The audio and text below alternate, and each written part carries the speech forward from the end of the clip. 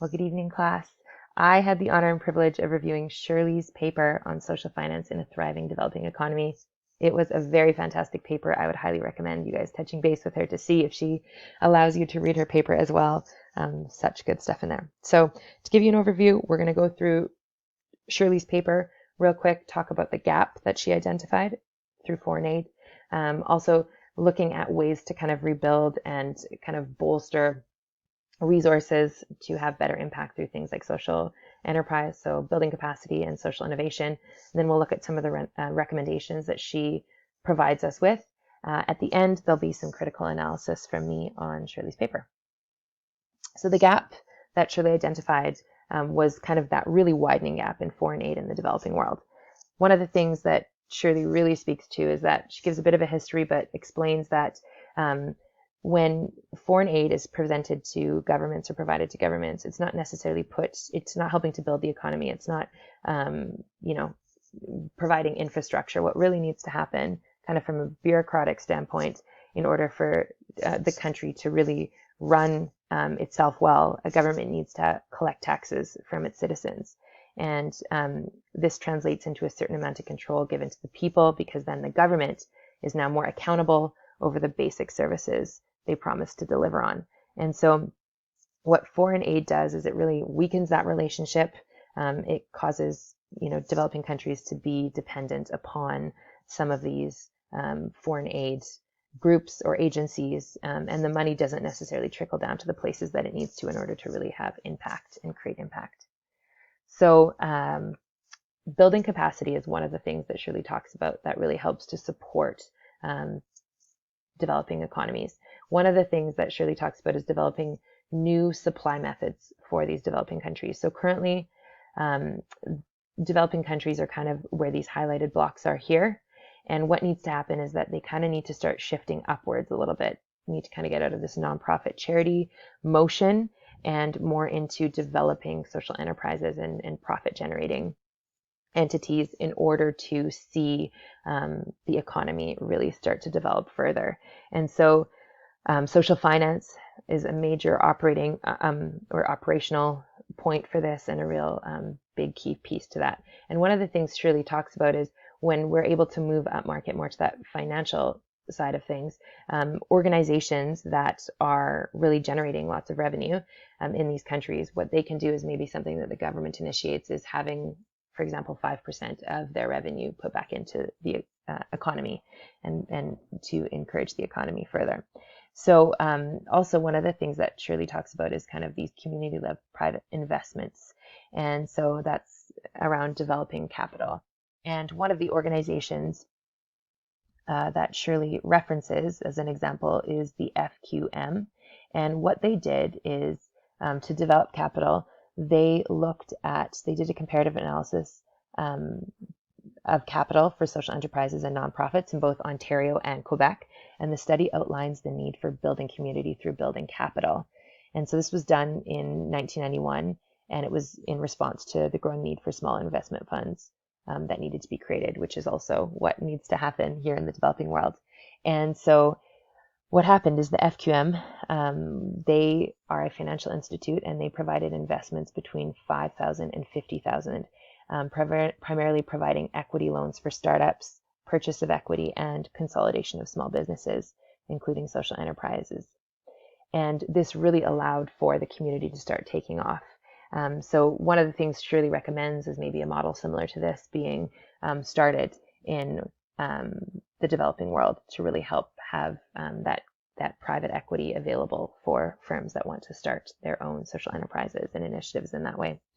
And then scaling innovation and really keeping that innovation is key to success. So Shirley provides a 6-step government framework there from the World Economic Forum. And so engaging market stakeholders is really imperative in fostering network developing and generating ideas. And so often things are kind of based in silos. It's not really kind of a free-flowing bureaucracy. So in order to unify and get the stakeholders all together, developing structures that allow for that communication and coordination to happen between entrepreneurs, civil citizens, policymakers, all those that are invested. The second is developing government capacity for action. So depending on the specific policy need of the country, the capacity can be developed by consolidating existing government activities or developing new departments. And then building market infrastructure and capacity.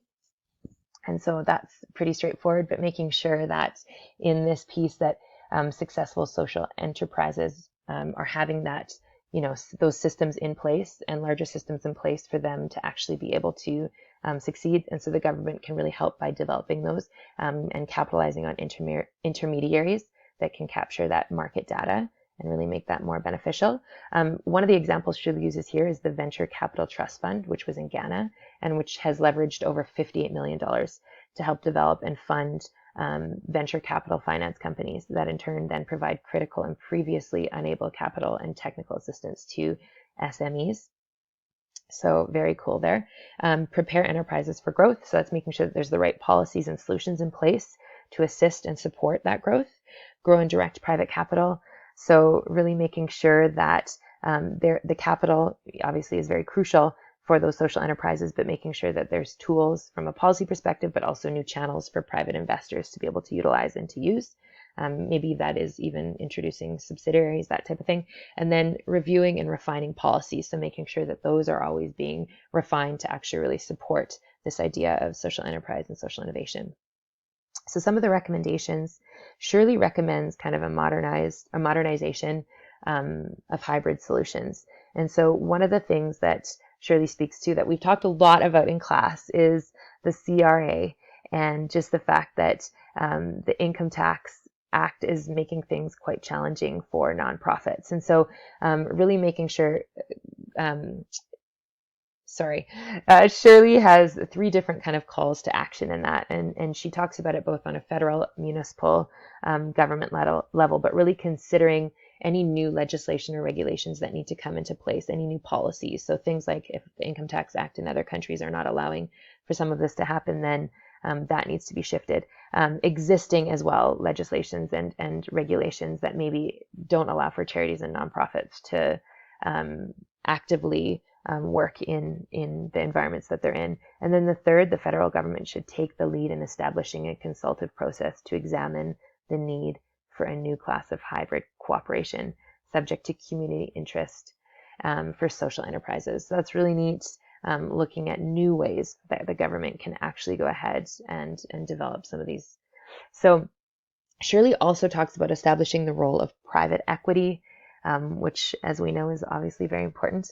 And so in looking at that, looking at privately owned companies in the developing world, how are they able to invest to grow their portfolio in the developed world, but to diversify their asset portfolio, but then also on the flip side, foreign investment in the form of private equity firms, which choose to invest in the development market, and how their cash influx has a really positive flow-on effect for that entire market. And so really wanting to see more of that. So this creates really a positive cycle of investment in the local market. And so wanting to see kind of both foreign and private investment within the country really helping out. So one of the things that I saw that I thought was really neat is the plan that the World Bank has here on the right, this graphic here for private finance, and how they're able to actually come in and fill those gaps. And this is the Sustainable Development Goals that they've put in place for 2030. And I know we had a paper around this, but I just thought this really helps to depict what Shirley was talking about as well, in terms of the private sector can play, much bigger role. Private finance and innovation and expertise are really key in this. And then, achieving how do we get resources together to really get money in the market that can then be invested into some of these social enterprises in the developing country. And so this was just an infographic that I thought was really helpful and really aligns with Shirley's paper. So here's the critical analysis piece. Shirley, again, your paper was so fantastic. And so I looked at a couple of different ways to measure that. Cohesiveness of the essay. I think you exceeded expectations in the way that you wrote your paper. It was extremely cohesive in the sense that you really broke down your from gaps, you really broke it down from there in terms of how you were going to solve those issues and some of those recommendations. But you gave us a lot of history around that too. And then effectively interprets and synthesizes information here. You really took what you knew from the course, but you also really took what you knew from maybe experience, I'm not sure, but you were able to take a lot of data and you were able to extrapolate that down into information that was relevant for your case. And so I thought you really exceeded the expectations there, especially with all of your incredible examples. Reflection of course material, I say you meet standards there. I think it was really great. You did speak to social finance, as well as you gave a lot of information around private equity, loans, that type of thing, which was great. Relevant examples, I think your examples were out of the park. You had both local as well as international examples for your cases. References, I said, is below standard. I noticed that you had 5 references and just thought in terms of building your case a little bit more, it might have been a little bit nicer to have more references available so that we could see that you had maybe a more well-rounded paper. I know that you really leaned quite heavily on I believe it was the World Forum kind of document that was probably really driving a lot of your thoughts and research. So just thinking maybe that could be helpful for future writings. And then writing techniques, your flow and everything was just really wonderful. Punctuation as well. So Shirley, amazing job. This was so great. Thank you. And I hope I get to read more papers of yours in the future. Thank you.